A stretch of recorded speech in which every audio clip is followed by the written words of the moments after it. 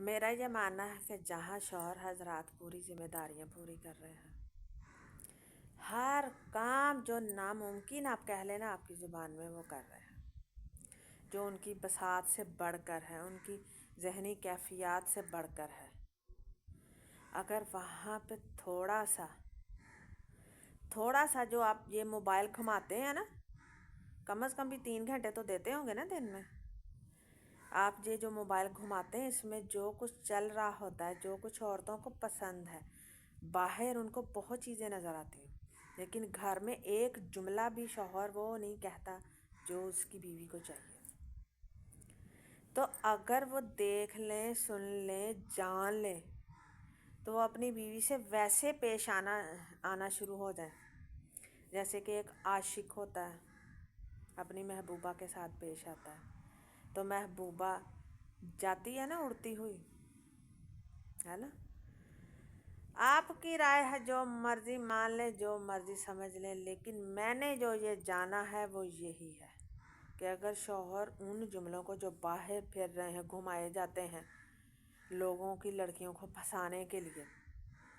وہ اگر اپنے میں ڈال لیں تو ان کی بیویاں کہیں نہیں جائیں گی،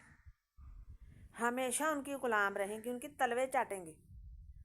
لیکن چونکہ شوہر صاحب نے پہلے بہت کچھ خراب کر لیا ہوتا ہے، جس کی نتیجے میں وہ بیوی ایسی نہیں رہتی ہے جیسے اسے رہنا چاہیے اپنے شوہر کے ساتھ، اس نے پہلے 1000 ٹرائیاں ماری ہوتی ہیں، لیکن جب شوہر کی بدھی میں نہیں جاتا ذمہ داریوں کے علاوہ کچھ اور، تب وہ پھر ٹرائیاں مارنی بند کر دیتی ہے۔ پھر سڈنلی ہزاروں جو مرد حضرات ہیں وہ کہتے ہیں کہ بھئی یہ اب ہمارے کام کی نہیں رہی۔ تو جب کام کی تھی تب آپ کام کے نہیں تھے، اب آپ کام کے ہونے لگے ہیں، تب اب اسے نہیں چاہیے ایسے کام کے نا، اب اسے صرف پیسہ چاہیے۔ ایسی عورتوں کو صرف پیسہ چاہیے۔ میں بھی عورت ہوں، لیکن جب آپ ایک مرد کے ساتھ ایک لمبا عرصہ اسی کی ذمہ داریوں، پیسے، سب سے کیا چیز نمایاں ہے؟ صرف پیسہ ہی تو ہے، اور کیا ہے؟ آپ کی جیب میں 2-4 روپے ہیں جو آپ کے خیال میں وہ ضروری ہیں، تو جب ایک عرصے کے بعد ایک عورت یہ مان لیتی ہے کہ بھئی پیسہ سب سے ضروری ہے، باقی سب کو ہمارا لات، تب پھر کیوں ناچنے لگتے ہیں مرد کہ بھئی عورت تو ہے ہی پیسے کی؟